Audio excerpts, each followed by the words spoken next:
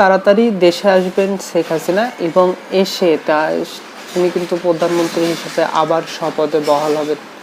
আসলে এরকম সংবাদ আমরা বিভিন্ন ইউটিউবে থেকে শুরু করে ফেসবুকে অনেক জায়গায় আসলে দেখতে পাই। আসলে সত্যতা কতটুকু, এটা আসলে সত্যি ঘটবে কিনা এরকম কোনো ঘটনা আপনারা যারা এখন ভিডিওটি দেখছেন তো তাদের সবার জ্ঞাতার্থে এবং সবার উদ্দেশ্যে আমি একটা কথা বলতে চাই যে শেখ হাসিনা বাংলাদেশে আসার সম্ভাবনা 0%। কেননা শেখ হাসিনার যদি সত্যি বাংলাদেশে আসে তাহলে এতগুলো খুন, ছাত্র খুন, গুম, বিভিন্ন অপরাধী তিনি সে যে 15 বছর ধরে অপরাধগুলো করেছে তার শাস্তি কিন্তু তাকে পেতে হবে এবং শাস্তি হিসেবে তার কিন্তু হয় ফাঁসি না হলে যাবজ্জীবন হবেই।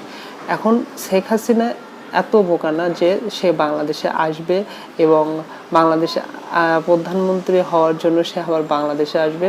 সে যদি বাংলাদেশে আসে তাহলে অবশ্যই তাকে শাস্তির মুখোমুখি হবে, সেটা সে খুব ভালো করেই জানে।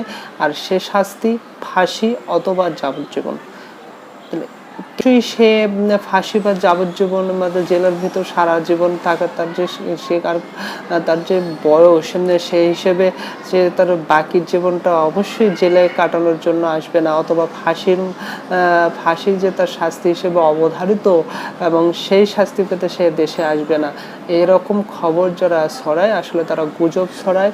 শেখ হাসিনা বাংলাদেশে আসবে না বা আসার কোনো সম্ভাবনা নেই, এটা হচ্ছে একদম 100%।